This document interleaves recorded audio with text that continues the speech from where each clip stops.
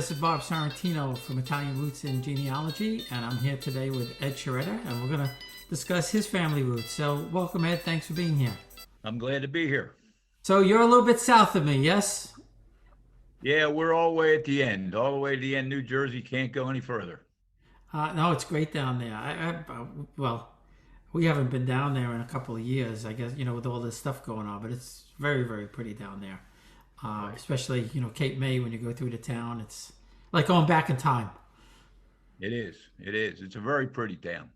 It's Um, changed a lot from when I was a kid, which, like most places, I'm sure. But yeah, same place. I grew up in College Point in Queens, and it's not the same. It used to be its own, although it was part of New York, it was its own neighborhood. And it's not right. that way anymore.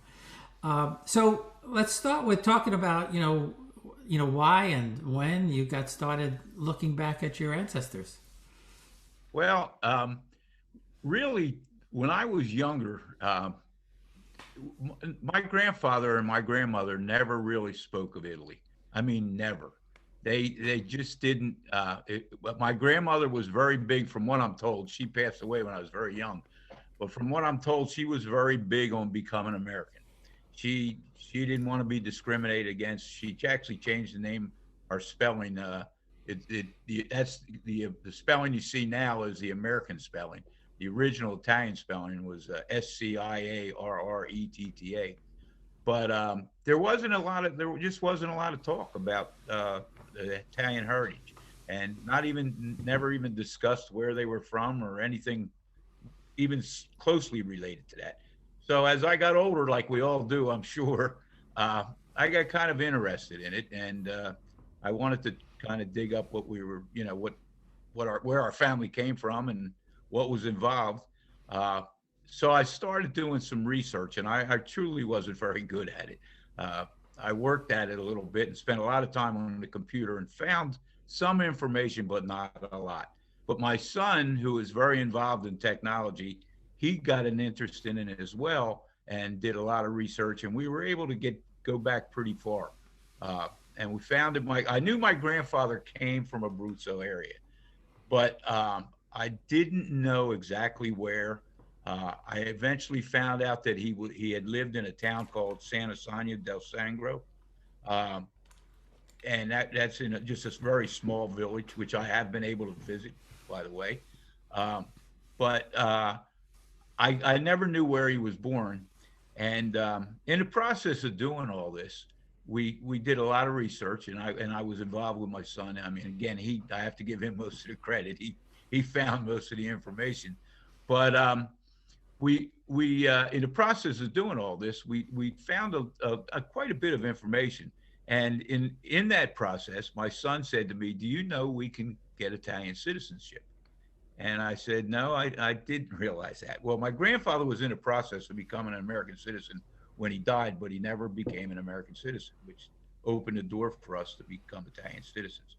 So we joked about it at first, honestly. Oh, we should reward ourselves for all this work and all this research and become Italian citizens. And then my son came to me one day and he said, Dad, he said, if we become Italian citizens, he said, all my daughters can become Italian Right. citizens. Yeah, he was interested in becoming an Italian citizen because if he did, then his daughters could become, and would make it quite easy for them to travel in Europe or spend time in Italy or go there and work. And the funny story is it actually worked to the opposite.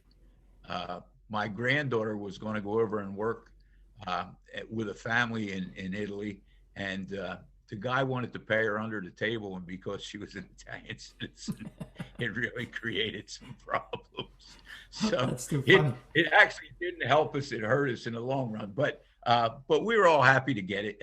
My son. That's another funny story, really. So My let me so my let me but let me ask you a question. So how long ago did you get the citizenship? I'm going to say, what's this? This is 21, probably around 2010 or 11, Oh, maybe. good. Uh, yeah. And it turned out my brother had taken an Italian course, a language course in a Temple when he was going to Temple University. And while he was there, he took this course, and he became very friendly with the guy that taught the course. And maybe I should say this. He became very friendly with the guy that taught the course. And when we were applying for Italian citizenship, the guy's wife, his ex-wife, and his sister-in-law, his ex-sister-in-law, both worked in the Italian consulate. And what should take an awful long time took us a week. We got our Italian citizenship in a week. But a few connections. Like every place in the world, it doesn't hurt. But yeah, so that, but I'm I thought about it for a while. I mean, I should have done it a long time ago, but I just started the process, and luckily, somebody I interviewed who's an attorney is going to help me do it quicker, and I didn't know until not that long ago that if you go there for 45 days, you could do it much quicker. So if I do, once the paperwork's done, I'm gonna, if my wife allows me, I'll go there, because same thing. It's for me, it's one thing, but I'd like to have it for the kids. Right. But interesting, you mentioned your grandfather. My grandfather actually did become a naturalized citizen, but after my father was born. So, okay. All right. So we're still okay. So anybody listening, even if your grandfather was naturalized, if your parent was born before he was naturalized, you're still good. Right. Well, the biggest problem we found, I have a friend right now that's doing it, and he's been over a year. It's been a long time. But anyhow, the biggest problem we had was getting everything translated into Italian. Yeah. We were able to do that through some of my son and I have taught ourselves. We've taught ourselves some Italian, but I'm not as good at it. I'm being older. It was a little more difficult for me. And when I do use it, I have to if I go back to Italy, I've been over there a few times, and when I go back, I have to refresh myself. I don't use it enough to really. Yeah. I mean, I know very little, but I've been trying to teach myself too. So now you said you've been back to the town. What was it like when you went back? It was very small. It's the San Eusanio is a very small town. It probably has, I don't know, maybe 600 people, if it's got that many, to be honest with you. And when it's funny, when we went there, it was my son and my brother and I, and we pulled into the village very early in the morning. We had a lot of trouble finding it. It's not in the mountains, but in the foothills, and just a little small place. And we pulled into a parking lot, and the town has basically one street, and then behind some buildings, it has a big parking lot. I wouldn't even call it a street. But we pull into this parking lot, and it's probably a quarter of 8 in the morning. And as we're getting out of the car, and it being such a small place, up comes a policeman. And he asked us if he can help us. And I'm sure, because we stood out like a sore thumb, I'm so sure. But we told him why we were there, and he went and got the mayor out of his house, and we went into this little city hall, and they went through the records. Now, we could find Sherretta's, but we couldn't find anything about my grandfather, especially his birth records. We couldn't find anything there. And that was before I actually knew he was actually born in a town called Eusanio, which is probably maybe 15 miles away. But anyhow, they did everything they could, and they didn't really find any real records, birth records. That's what we were looking for. But everyone was very nice, and we had a connection in town. And this is kind of a funny story too. My son became very friendly with a kid, and his last name was Castellano. And his father, turned out, was from the very same village that my grandfather was from. Now, he was like 2 generations back. He was maybe 10 years older than me. But he always told us he had a teacher named Sherretta. But he didn't know my grandfather, obviously, because my grandfather had left long before he was living there. So anyhow, we knew all this. So we were going to meet this Andy Castellano. We were going to meet his cousin. But before we did, we walked out to the cemetery, which was probably like a mile outside of the town. And it was, by the way, it was very beautiful. They really took care of that cemetery for a small place. But we went out to the cemetery, and while we're out there, we're wandering around looking for Sherrettas, and we found some. But we find a grave that's kind of marked out. You know how they do with a with like a curbing, and there's two graves inside the curbing, and one says Sherretta, and one says Castellano, and I honestly Mm. can't remember which one was male and which one was a female. But you might know this already, but the Italian women use their maiden name and Right. everything legal. So we're looking at tombstones, these two tombstones, and we're saying, well, they might have been married. You know, I mean, we didn't know. It was back like in the 1800s, but we're like, they might have been married. So we kind of thought that was kind of funny. Well, when we many years later, I had my DNA done, and not on purpose, but this Nick Castellano, he had his done, and it turns out we're like six cousins. So somewhere back in there, they were related. Well, back to the story, we went and we visited with his cousin that lived in San Antonio, and he spoke no English, and we spoke very little Italian, but we had a great time. I mean, it was they couldn't have welcomed us more, and he wanted us to stay and drink wine with him, but we didn't want to do that because we had to drive a long way to get back to where we were going. I wish I could have spent more time there. I really do. But it was pretty neat experience. No, I'm sure, and to your point earlier, so many of the Italians, immigrants didn't talk about the past, and everybody I talk to, says the same thing.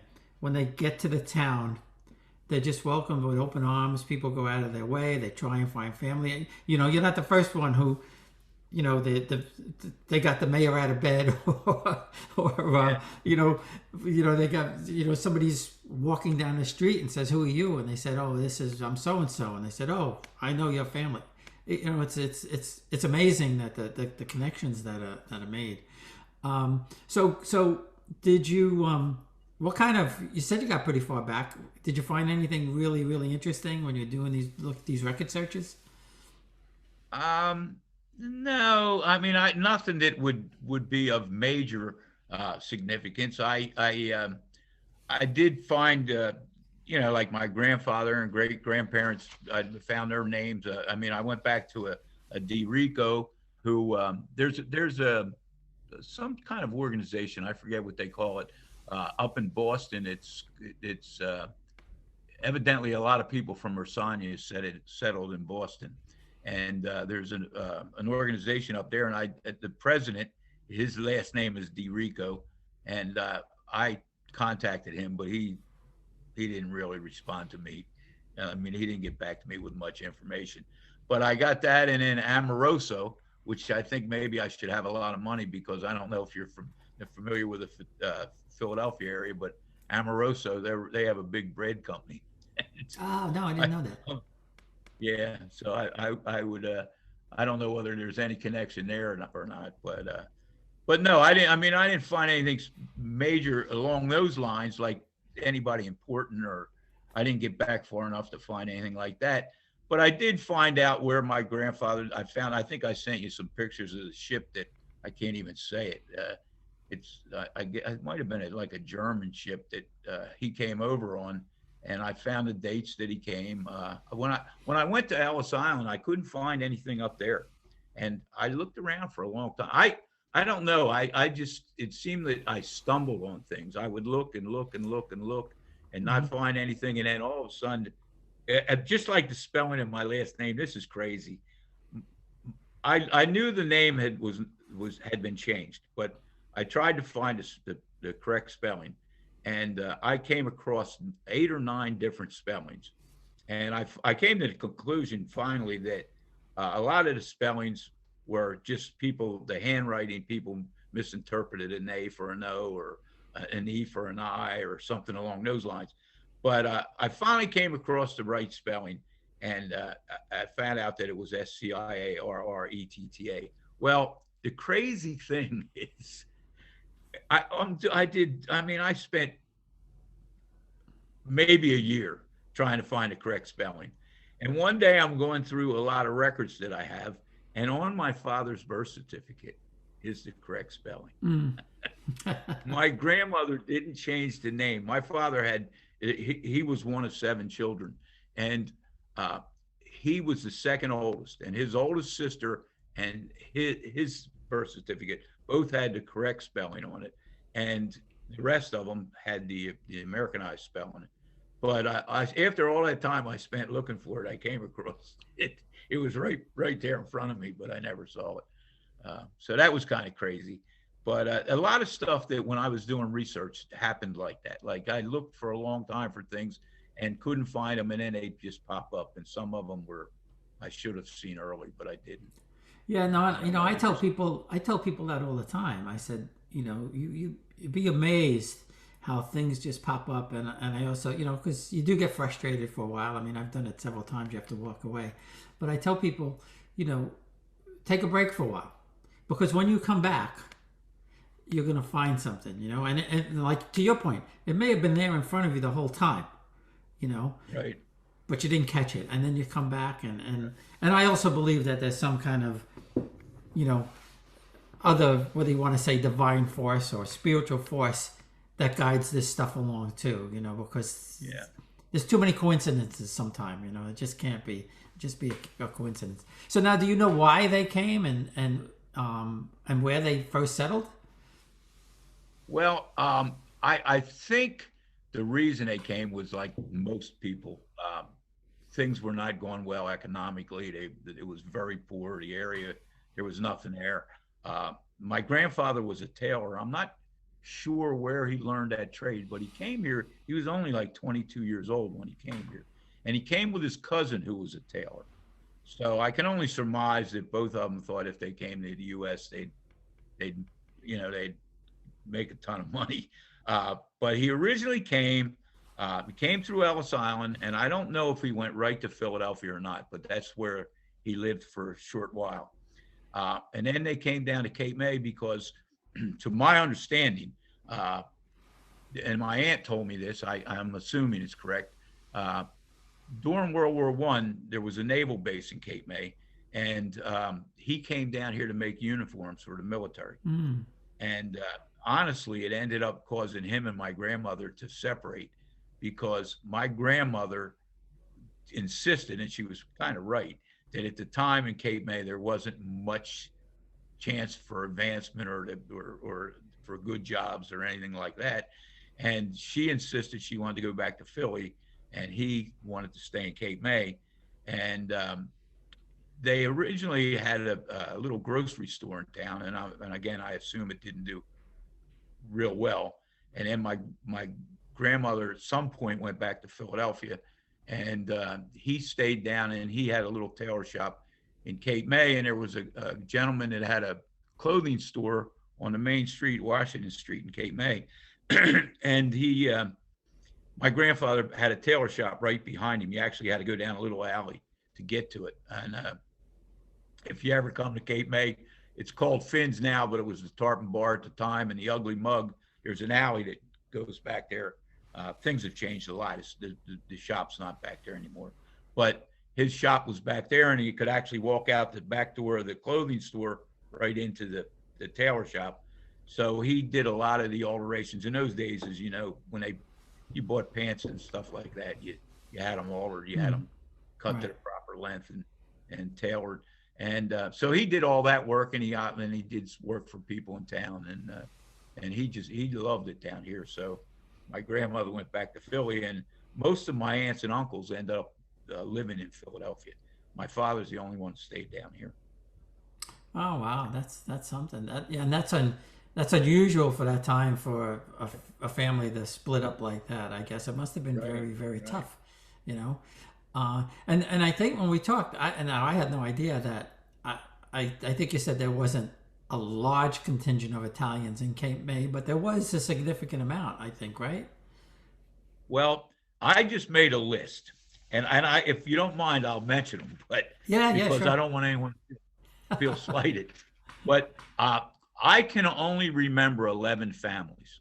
Now there may have been two or three more that I don't remember, but um, there were the Trolley families who lived across the street from me, and that was a story in itself. We called him Pep. His name was Joe Trolley, but we called him Pep.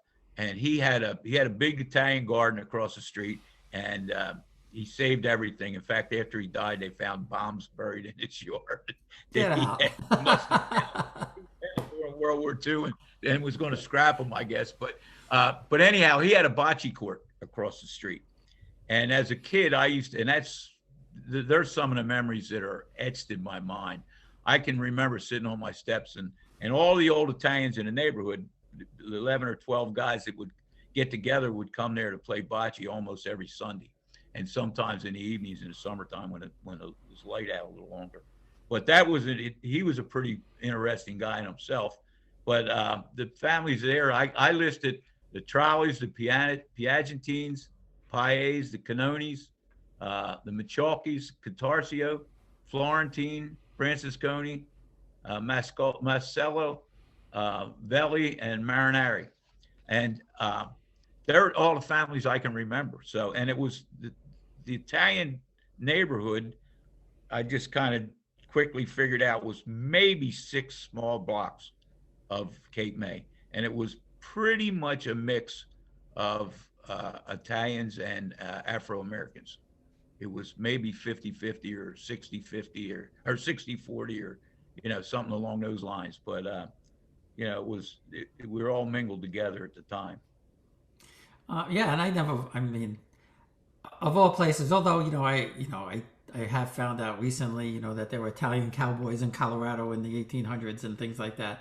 But I never expected, to hear that, that there are Italian immigrants in Cape May. It's not some place that you would associate with it. Now, do you know if they were all from the same area in Italy or not? There was a family, the Florentines, that came over, and I think there were 7 girls, if I'm correct, and they ended up all obviously marrying different people, but they all came from oh my God, right outside of Rome, and I know the name of the town. I can't think of it. It may come to me, but yeah, most of the people came from that area, just outside of Rome. My grandfather was, I don't want to say an outcast, but he was one of the few that came from a different area. Yeah, I think they all wound up in Cape May because of one family, pretty much. Yeah, I don't know the men. The men that all married the women. I don't know whether I'm not sure the history there. I don't know whether they met in Cape May or they met, before they came over. Or I don't know the history behind that, but yeah, they were pretty much all related. Yeah, well, I guess that makes sense. I guess one person got there and found a job, and then brought some of the other people over or whatever. Yeah. Right. Right. So just to talk a little bit about Philadelphia. Now, I guess you knew that your aunts and uncles were there. What did your grandmother do there when she got there by herself? Do you know? I don't know. Honestly, I don't know. My grandmother died when I was like a year old. So, yeah, I didn't. I mean, again, it sounds terrible. It kind of, I don't want to say it annoys me. Like, I wished a lot of this stuff, like probably most of us do. I wished that they hadn't changed the name. If I'd have been younger and found out the name, the proper spelling, I probably would have changed it back. I'm sorry that we lost the language. I had an opportunity to learn Italian and didn't. But they never talked about any of that stuff. They never discussed. And the other thing is, my grandmother was actually married before she married my grandfather. She married a guy, Passarelli, I think was his last name, and he died like a year into their marriage. I don't know whether it was an accident or how he died. And then she ended up meeting my grandfather, and they got married. And obviously, with 7 kids, they must have lived together for quite a while. But I do know that my grandmother wanted to go back to Philly, and all my aunts and uncles stayed in Philly, and some of them did very well. I mean, they the opportunities in Philadelphia at the time were much better than they were at Cape May, for sure. My father, well, we were low middle income, probably for the most part. We struggled, and my father ended up, he was a refrigeration mechanic and worked at what is now Atlantic City Airport, but at the time it was a naval base, and he worked for the government. Uh, my aunts and uncles all ended up pretty much having their own businesses and stuff. Had an aunt that had a bar in Philadelphia, and another uncle that sold furniture, and you know, they all did okay, much better in Philadelphia, they economically, than they would have done in Cape May, for sure. My grandmother was right on that, on those Yeah, I lines. guess so. Now, now your mom, was she Italian, or is she from America, or where did she? No, my mother was not Italian, but that's a funny story too. Um, my mother was Catholic, believe it or not. My father was not. Hmm. Uh, the story that I get is that my grandfather had an argument with a priest and he became Episcopalian. And I don't know if that's true or even when it happened, but that's what I had always heard. But my mother was probably about 18 when they got married, when my mother and father got married. And my grandmother, they lived with my grandmother, and my grandmother taught her, I mean, for the early part of their marriage, but she taught her how to cook and all that stuff. And everyone thought my mother was a Catholic. I mean, was Italian, and everyone assumed my father was Catholic. So, but neither one was true. And my mother kind of looked a little Italian, I guess. I don't know. Although I'm So, told, and I'm on half Italian, but I'm told all the time I don't look Italian. But then that was one of the notes when I went to Italy. When I kept a little book the first time I ever went, and one of my first notes were Italians don't look Italian, because there's a lot of blondes and blue eyes, and the stereotype Italian is not always what it really is. no, no, that's true. So now, have you researched any of her family? Have you gone back to her roots at all? I have had a lot of trouble, and you know what? I feel I keep every once in a while saying I'd say to myself I'm going to research her more. Um, I know she had some brothers and sisters where my grandfather, he was the only child, and his mother died very young. I think that might have been one of the reasons he came to the U.S. But I cannot find an awful lot about my grandmother, and I have to admit that I just got wore out after a while looking things up, and by the time I got to my grandmother, I didn't get very far. Uh, I do know her maiden name was Francesco, and again she was married to a Passarelli, but and she came from Campobasso, which is in Molise. Yeah. Um, but that's as much as I know about her. I really don't. I know she came over around 12 years old. I don't know how she got here, but she was quote unquote much more Americanized than my grandfather, and she was the big pusher to I guess evade discrimination and become an American, and change the name and all that stuff. So, but yeah, Yeah. I don't know. I should spend more time finding more out about her.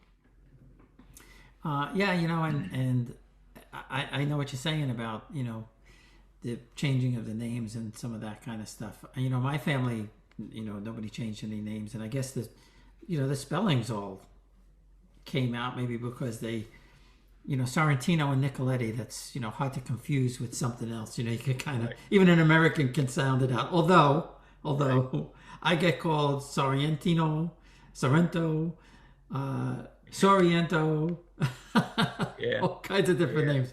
And I think my name is pretty easy to sound out, but um, it's funny. And I didn't think when I first saw your name Sherretta, I was thinking to myself that H isn't right.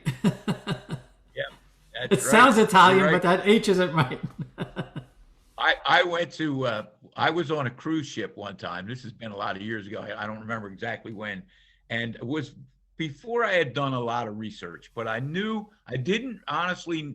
Maybe I did know the right spelling at that time, but I had that was in days when they had wine stewards on the cruise ships, and the wine steward got my card. I ordered a bottle of wine at the table, and he took my card and he looked at it and he said, no, no, no, no. And I'm like, what do you mean, no? And he goes, no. He said, this isn't right. And I said, what do you mean? And he goes, there's no SH. There's no SH. So I told him then, I said, yeah, it's SCIA. And he, oh, and then it made sense to him. But he noticed it right away. It jumped out at him. Yeah. Yeah. That's From what I understand, there's no SH together in the Italian language. There's an H, but there's no yeah. SH together. Yeah. There's no sh. Yeah. And again, the ch sound, is foreign to Americans. I mean, we know it because Right.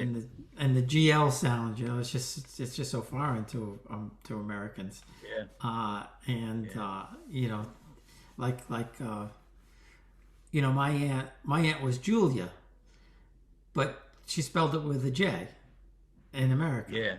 Yeah. Obviously in Italian it would be GIU, not Right. JUI. Right? So interesting when you come down to those kinds of things. Hired a guy to take us. I think we were going down to Cinque Terre, and it, he was driving a car, and I said something to him in Italian, and he turned to me and said, "No, no, no, no, no." And he literally was driving a car at like 70 miles an hour, and he's turned looking at me with his hands, going, ah. He's giving me all about, and it was kind of comical. So. When you were talking about, I just would want to mention that you said every time when you've been to Italy or dealt with Italian families or talked to people, I'm not sure which it was, but that how well they were treated. And one time when we were in Rome, I was over there with my son and brother. I mean, my son and his family, his daughters and his wife, and my wife and I were going to be there for 5 weeks. And he was going to be there for 2 weeks. So we rented a place in Rome off of this woman. Actually, my son made the arrangements. And at the end of my trip, we had everything planned out. But at the end of my trip, I had 2 days left. And I couldn't make up my mind. I was going to fly out of Rome again to leave to come home. And I couldn't make up my mind whether I should come back to Rome for 2 days or try to squeeze something else in. And before I left, we talked it over, my wife and I, and we went back and forth. But in the end, we decided to come back to Rome and just relax for 2 days and then get our flight. Well, at that point, we needed to rent a place for 2 days in Rome. So my son says, I'll contact this woman that we rented off of. So he contacts her and asks her if she has a place for 2 of us for 2 nights. And she comes back and says, no, I only have a place for 1 night, one place and another place for 1 night if they wanted to move. And we said, no, we don't want to do that. So then she said, you know what? I have to go visit my son in England. She said, so you can stay in my place. So we said, I wrote her back and I said to her, thank you very much. I appreciate your offer. And what would I owe you? How much would you want? And she said, oh, no, nothing. She said, you're my guest. And my waiting staff will take care of you. Well, Wow. Now my eyes kind of open, like my waiting staff will take care of me.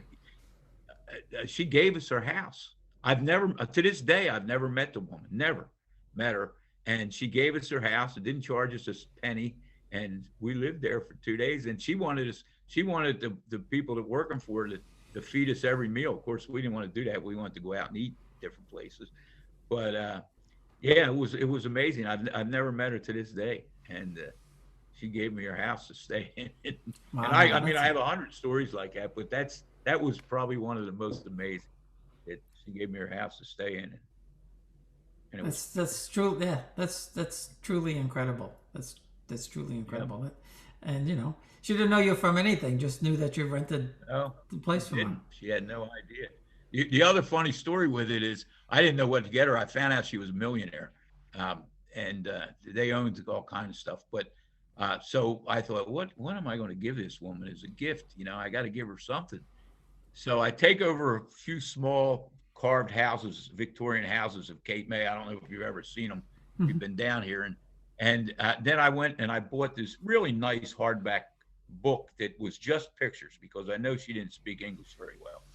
And I I bought this book and it had all pictures of Victorian homes. So when I was leaving her house, I wrote her a note in my very best Italian, which is not very good, but I said, thank you very much, and if you ever come to Cape May or ever come to the U.S., please let me know, and you're welcome to stay at my house. Well, she writes me back and says, thank you very much, and your house is beautiful. Well, I don't know if you know Cape May, but there's an absolute beautiful mansion called the Mainstay down here, and it's huge, and she must have, for some reason, thought that was my house, and she said, your house is very beautiful. And I said, well, I have a nice house, but it's not quite the Mainstay. But so that got lost in translation. But yeah, it was pretty funny. That's too funny. That is funny. It is funny. Well, listen, thanks again, and have a great day. I really appreciate you taking the time to talk to me.